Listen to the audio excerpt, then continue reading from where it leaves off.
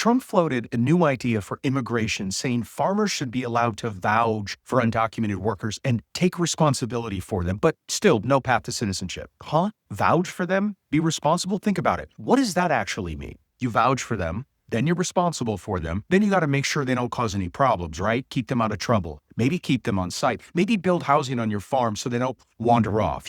Contain them, keep them controlled. And we know how much conservatives love to control people. Control who you love, control what women can do with their bodies, control over which version of history is safe enough to teach. Why wouldn't they want to control immigrant labor too? And how long until ICE starts showing up at farms to check in, to make sure everyone's staying in line? How long until the farmer has to tighten his grip because he's responsible if they step out of bounds? How many hours can he force them to work under the unspoken threat that if you don't do what I say, I'll have you deported? But don't worry, they're not slaves. They just have to do whatever the farmer tells them, can't leave without risking deportation, and have to hope the next move isn't housing quarters on the farm to keep them in line. That's not slavery. That's just owner responsibility. They're good enough to work the land, and they're good enough to be vouched for, but they're not good enough to be citizens? This was never about opportunity, and it was never about reform. It's about creating a disposable, controlled labor class with no rights and no future. Modern slavery doesn't start with chains. It starts with paperwork and a flag pin. And if you want to join me on Instagram or Substack, same handle, links in the bio. Remember,